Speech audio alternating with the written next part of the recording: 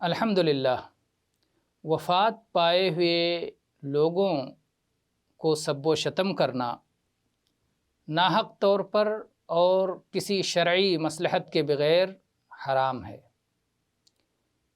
ناحق اور شرعی مصلحت کے بغیر یہ ہوتا ہے کہ اگر کوئی انسان ایسا فاسق و فاجر نہ ہو اور ایسا بدعتی نہ ہو کہ جس کے بارے میں اندیشہ ہو کہ لوگ اس کی راہ پر چلیں گے اور اس کی پیروی کریں گے، تو پھر اس کی برائی اس کی وفات کے بعد نہیں کرنی چاہیے۔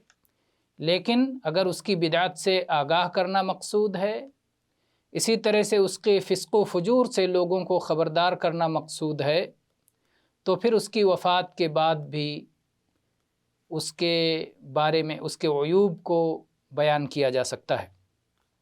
عائشہ رضی اللہ عنہا کی حدیث ہے کہ نبی کریم صلی اللہ علیہ وسلم نے ارشاد فرمایا، لا تسبوا الاموات فانہم قد افضوا الی ما قدموا۔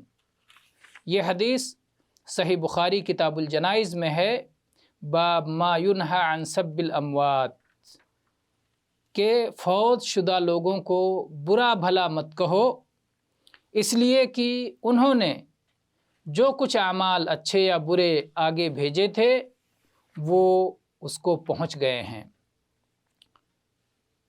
تو جب وہ وفات پا چکے تب پھر انہیں برا بھلا کہنے کی کوئی ضرورت نہیں ہے، سوائے اس کے کہ اس میں کوئی شرعی مصلحت ہو۔